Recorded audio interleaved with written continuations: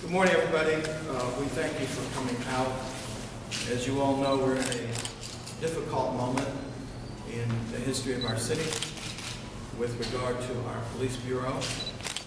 We give our thoughts and prayers to them and all the people affected.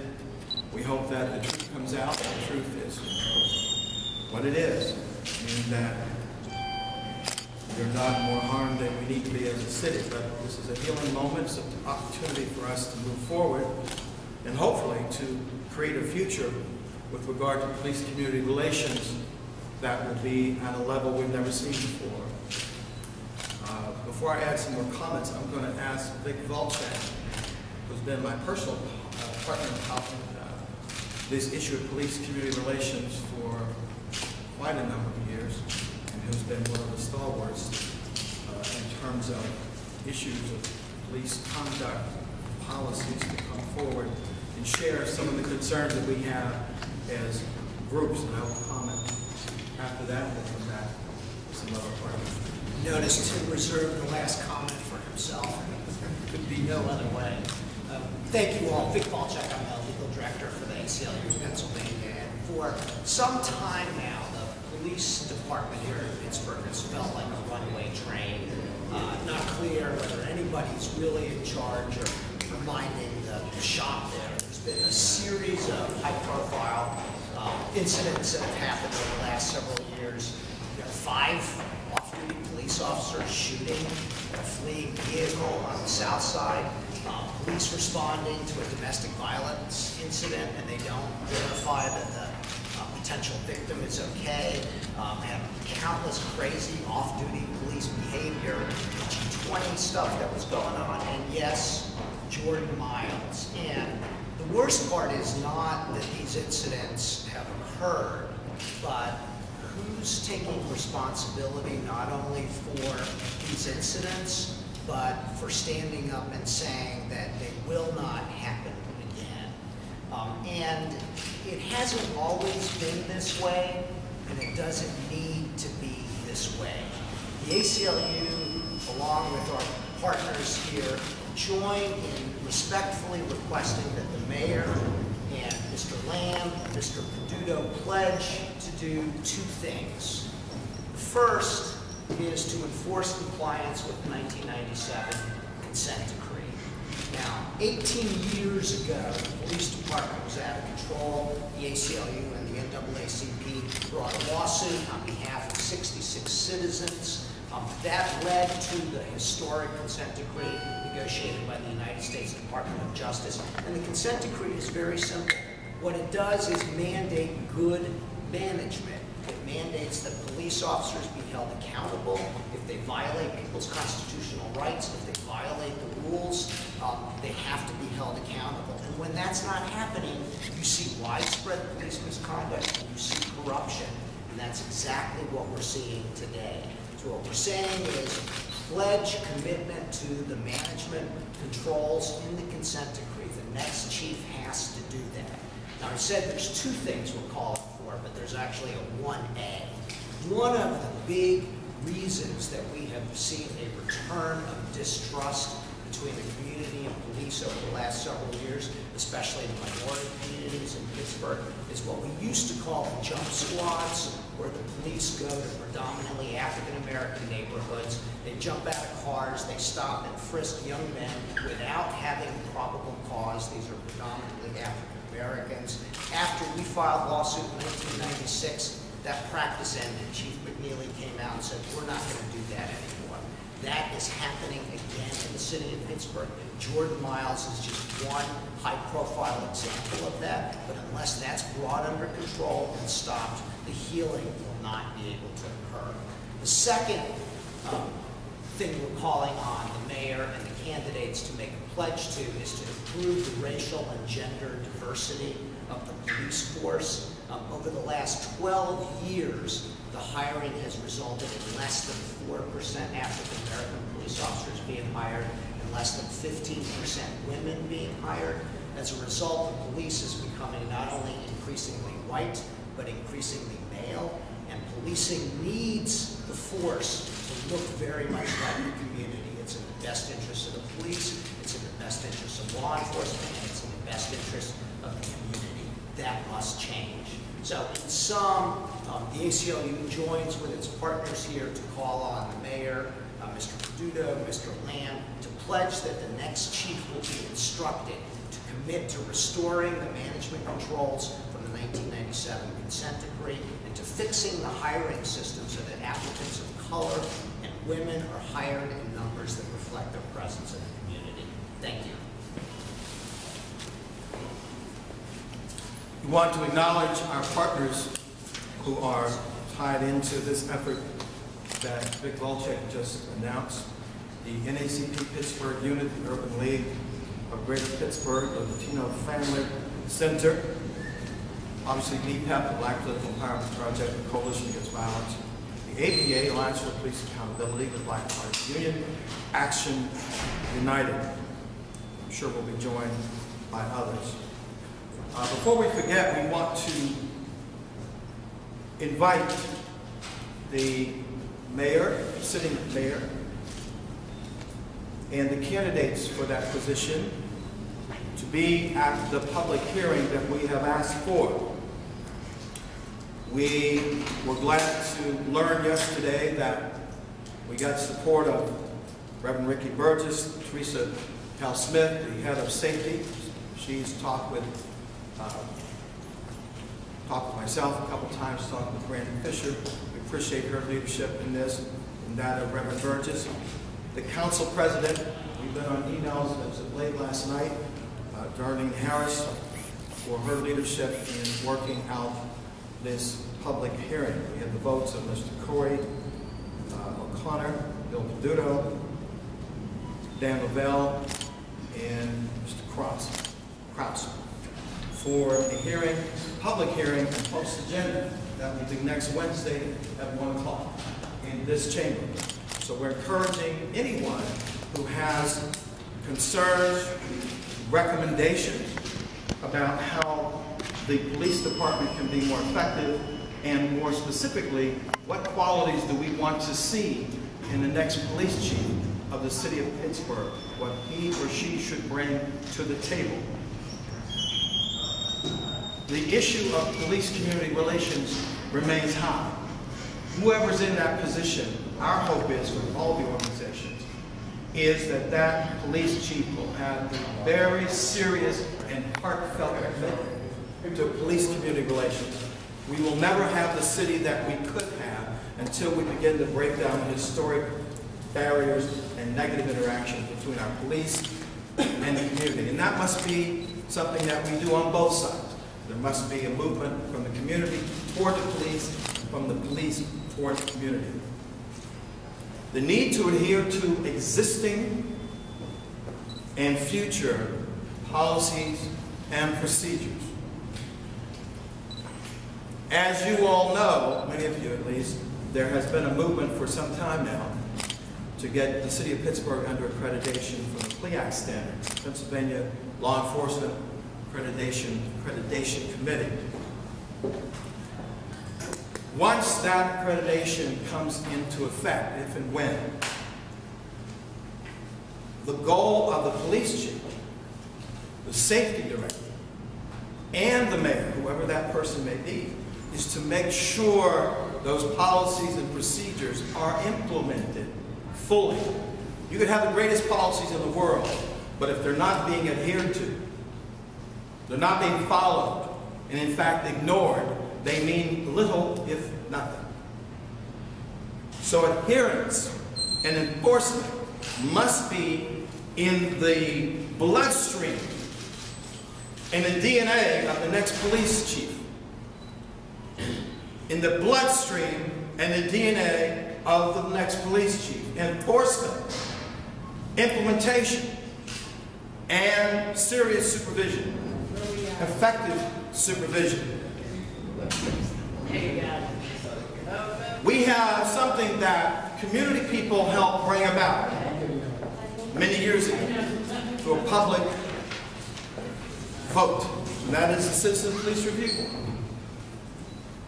I would hope that the next police chief and the administration of the current mayor, or if there's a new mayor, would have a new commitment to support and cooperate with the Citizen Police Review Board. Once again, that was voted in by the citizens of Pittsburgh. Across the board, it was voted in by people of all races and all neighborhoods. We want it to be effective. And in relationship to that, our hope is that as the mayor seeks, this current mayor seeks a new chief, that he seeks wisdom and input from the Citizen Police Review. These are people who are ongoingly interacting with citizens who are interacting with our police, and sometimes in negative ways. I'm sure they have some information that would be of interest, and hopefully information that would be worthwhile to how the next police chief operates. Once again, we're hoping that all three candidates for mayor will be in this chamber next Wednesday at 1 o'clock. We want to hear from Hazel Blackman, who's representing the Action United organization. She's a regional council member. We also have Bill Bartlett in the House, the regional director, but Hazel will speak on behalf of Action United and will be followed by Brandi Fisher, one of the young lions of the Pittsburgh region, to speak with regard to these important issues. Thank you. Hello, my name is Hazel Blackman, and I am a member of Action United. Action United members know what all of you here today know, that all young black men are not criminals and all cops are not bigots. But our community faces a conflict. While we want equal policing for our neighborhoods, we are concerned because many of us feel targeted by police because of our skin color. This must change. With the right chief of police and a strong commitment from the mayor, it can change. We have a problem of trust. Our community deserves police that we can trust, just like any other community. We shouldn't have to feel that we would be better served by our police if we lived in Squirrel Hill or Shady Side. But there are times that we do. Without this basic trust, too many bad things happen. The police can't trust the community to give it information, and the community can't trust the police to protect them if they do. What we are asking for here is a commitment to basic fairness and equal treatment. With that, we can start to create real trust between us. We need a police chief that is committed to having real and ongoing conversation with the community groups about the needs of the community. This needs to be a real dialogue where the police really listen and take advice. We need a police chief that is committed to making the police force look more like the community it serves. It is easier for our young men to trust someone that looks like them. It's just that simple. So Action United joins the ACLU and all the other groups here to call on the mayor to make sure that the chief he chooses is a chief committed to equal policing for our neighborhoods, committed to working towards the day when the demographic of our police match the demographic of our city, and committed towards regular conversation with our community so that our voices can be heard. Thank you. Hazel Black. Thank you. Hazel. We're going to hold the young lioness off for a moment and bring our council president up. She has a brief comment to make before she goes into a meeting. We thank you for being with us and for the communication in the last few hours. And I would just hope that the community would be able to give input. It's important that the police and the community work together to make this city a safe place, because without the eyes and ears of our communities, we're nothing. We don't have enough police officers to take care of every street in the city of Pittsburgh. So we need community and police working together. Thank you. Thank you, Chair. to our council president, Ernie Harris. I'm going to bring Brandi up now, who's been a power in the last couple of years as a result of the Jordan Miles incident.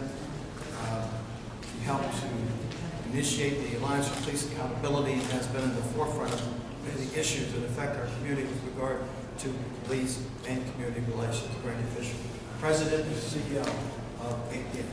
Thank you. Good morning, and thank you all for being here.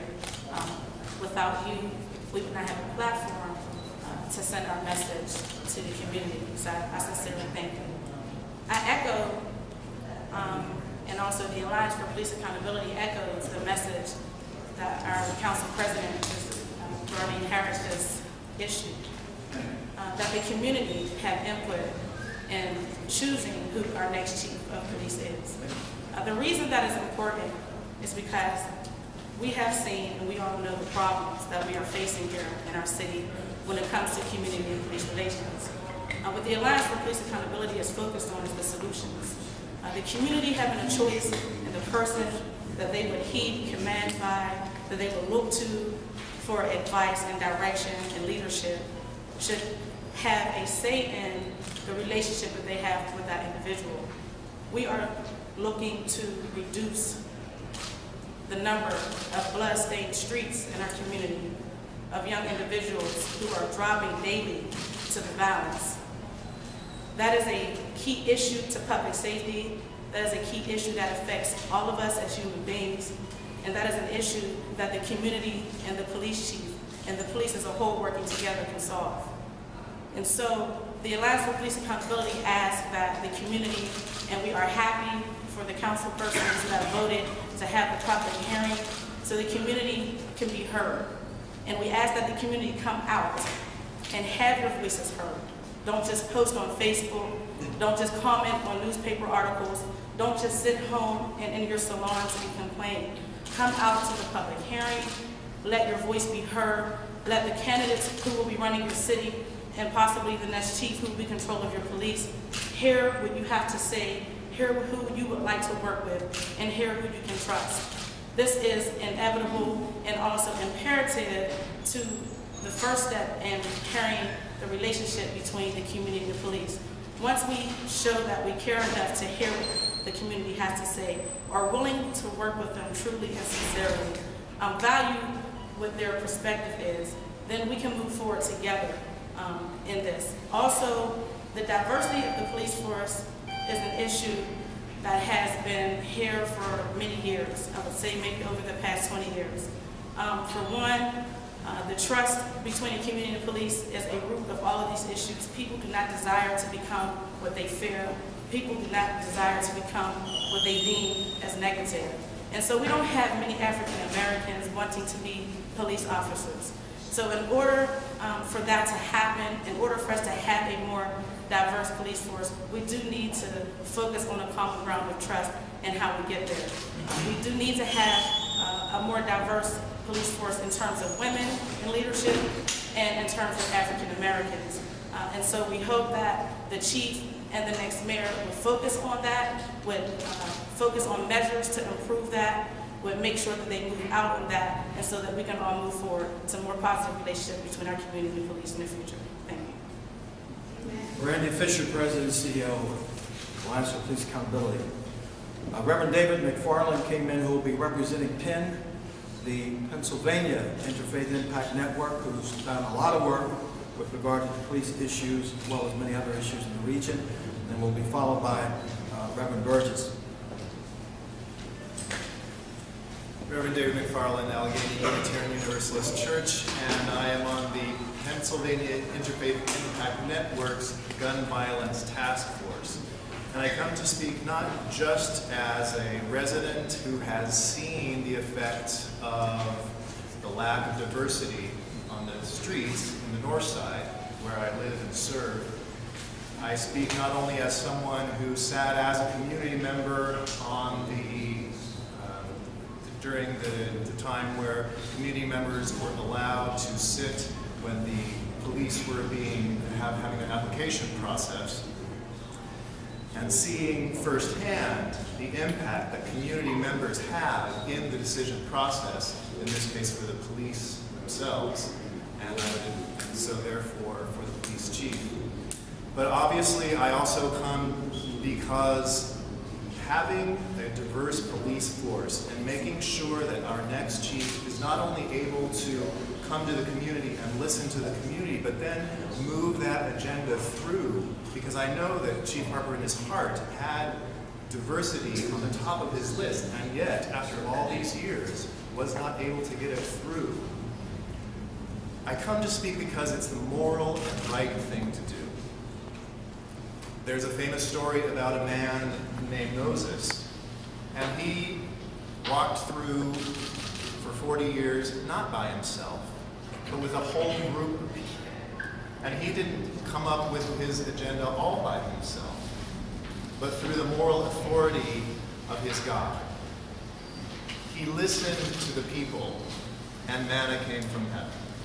He listened to the people, and they moved through to the promised land, not because he was going to get there himself, but because he had a call, he had a commitment, and he listened to the people.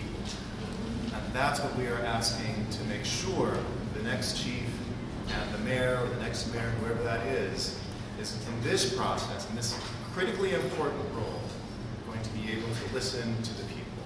Thank you. Thank you, Reverend. Reverend David McFarland from Pennsylvania Interfaith Impact Network. Councilman Burgess.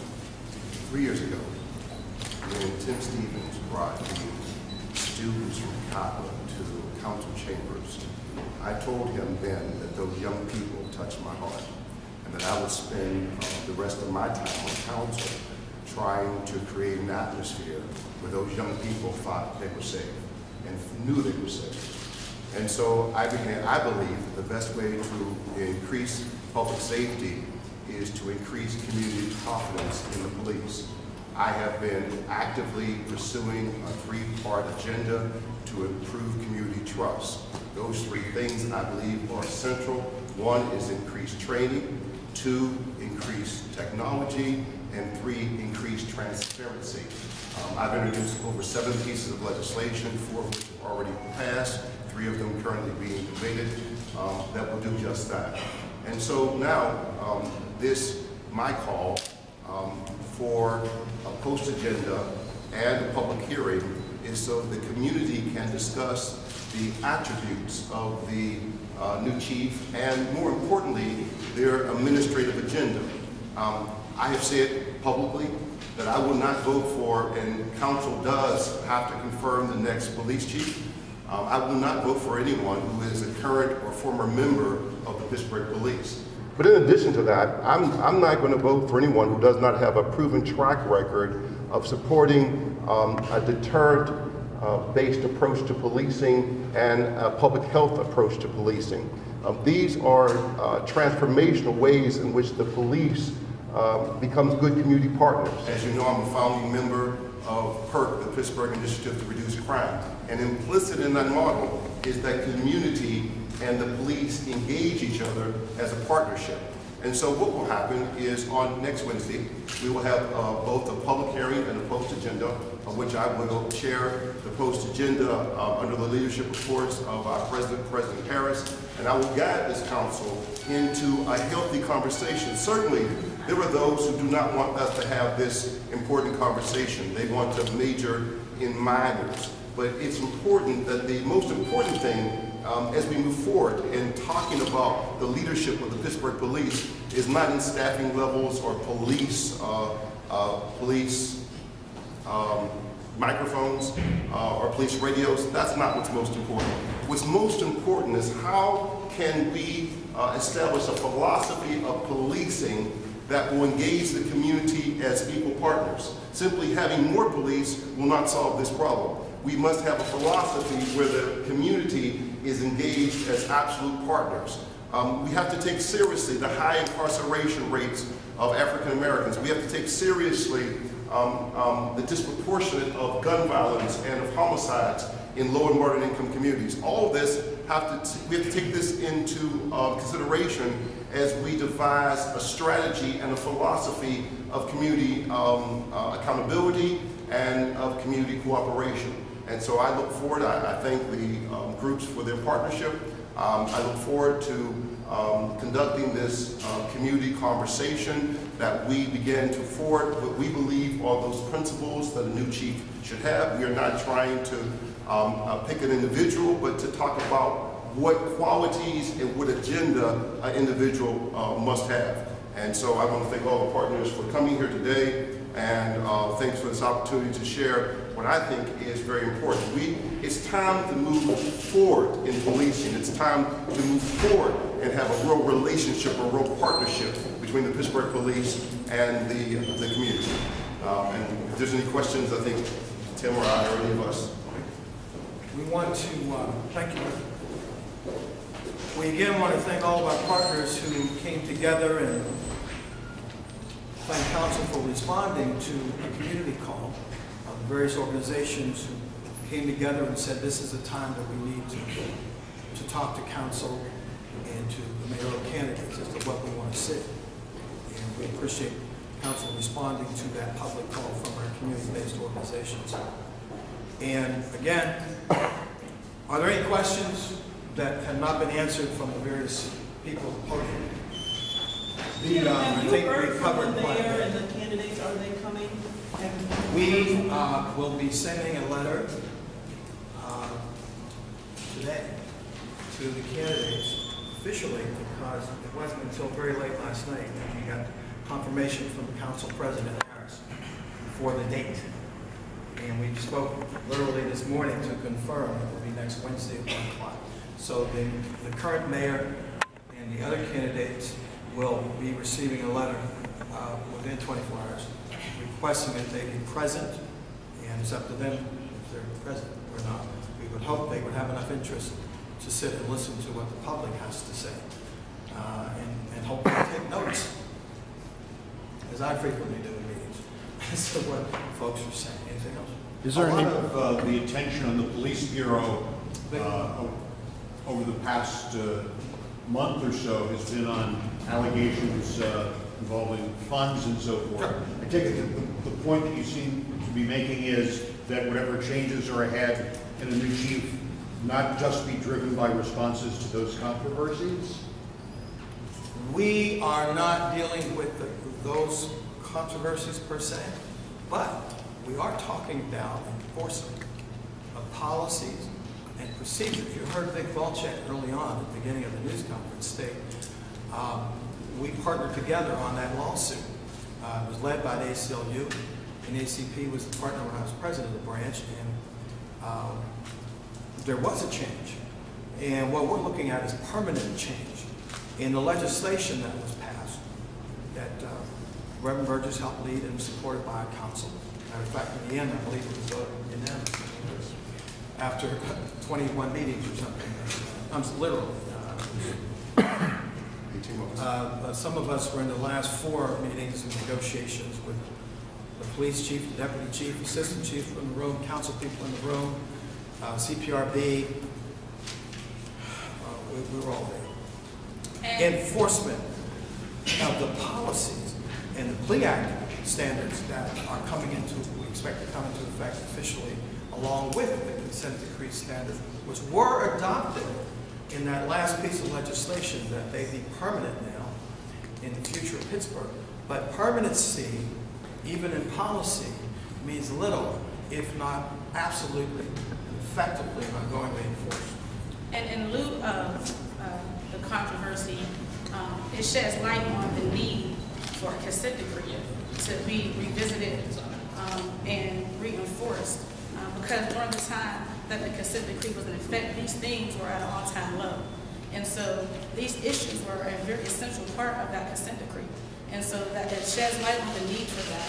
And also, if we're talking about the new chief of police who's going to be leadership over the Pittsburgh police force, we have to talk about diversity in our police officers. Just, you know, what ties all these misconduct incidents with the potential corruption that we see being investigated now is the lack of strong leadership and accountability. You know, when you had the consent decree, one, you saw a reduction in these types of problems, the number and severity of misconduct complaints went down. They had something called an integrity squad, where they actually did sting operations to catch officers who were engaged in corrupt practices. If you had a situation where money was being stolen, somebody would stand up, the police chief typically, and say, this is wrong, this can't be happening, we're going to launch an investigation, it's not going to happen again, and it didn't happen again. So obviously something is breaking down in the police department, and so reinstituting strong management and accountability is going to cut down on both police misconduct in the community and the kind of corruption that the federal government is investigating right now. Is Saturday move to consider going back to court?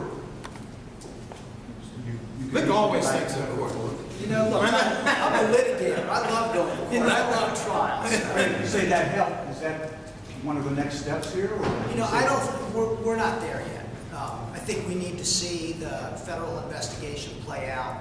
We need to see who the next chief of police is. We need to see whether that individual really not only talks about but demonstrates a commitment to these very fundamental management controls that we're talking about. If that doesn't happen, what we're going to see is proliferation of the kind of misconduct we've already seen. We're going to see more of this type of corruption. And at that point, yeah, maybe we will be headed back to court. But I don't think we're there yet. This is a golden opportunity to avoid that kind of litigation in the future. So as bad as it looks, and as sad as the day is, we look forward to the days forward, which will be much more positive. Mr. Krause, we thank you for voting yesterday to support the public hearing for next week. Do you have a comment you want to share? No, thank you. All right, thank you again. Any other questions before we leave? Is there a short list that any of you are aware of? We're not dealing with the list. Well, what I wanted to ask though is if there is a short list that any of you are aware of, will those candidates be asked to come to this public hearing next week? That's a good question. If we hear the list, certainly we can ask them to come if they wish to sit in. I think that would not be a bad idea. But as someone who will actually vote on next chief, I think that's not the purpose of these conversations. We're not looking to a particular candidate, but rather we're looking at what that candidate's profile should look like, what are their attributes, and what is the administrative agenda moving forward. Because again, it's really important, as I've mentioned at least two things about a public health approach to violence and a deterrent strategy. Those strategies inherently changes the way the police operates. It inherently changes how the police deals with the community. And so it seems to me that you want to have a new chief who has a proven track record of embracing those sort of initiatives like they have in Cincinnati and Chicago and High Point and Newark and many progressive, Cincinnati and many progressive cities across the country. That gives us at least a template of how the police should be acting and what it takes to bring the community in full partnership with the police and restore confidence. I think they're right. We need to move forward. We're going to have a new chief, and this is a moment. Some people don't want to have this conversation. This is the time to have this conversation of what should be the relationship between the community and the police, and what does it take to bring the community and the police in full partnership. Because again, the best way to improve public safety is to improve community confidence. We can put one word out that just occurred to my limited brain, and that is the word bold. Maybe the next chief just has to be bold. Bold and able to stand up to negative police officers who abuse their awesome powers and responsibilities. Bold enough to have frank conversations with the community. And you said? Unbiased. In an unbiased way. Now, as soon as you put a blue uniform on, maybe what comes with that uniform is a certain bias toward police. And because you have a history of being a police officer, maybe that's impossible to totally eliminate. But I think what Brandi said is important. That even with that blue uniform and that blue history, they must be as unbiased and fair and objective in their operation of that police department or police bureau as humanly possible. Because until we get to that stage, We will not have a level of confidence from the public into the Bureau or of the Bureau. And we will not have a relationship with the Bureau from the community that we could have or should have. We need to build bridges, as we do with the black and white ratio.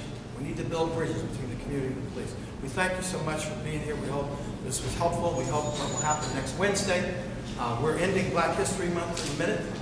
And maybe because there's been so many negative interactions between the police and the black community, that as we end Black History Month, we begin maybe a new future, even in that area of police-community relations with our African-American community.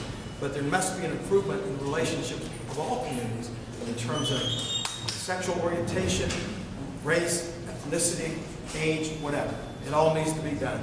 Thank you for the opportunity. Are you going to extend the invitation to the other people like myself, Les Ludwig, who are also running for mayor, and there is now a Republican candidate? Any candidate for mayor will be invited. We'll take your address at the end of this newspaper. Thank you. Absolutely.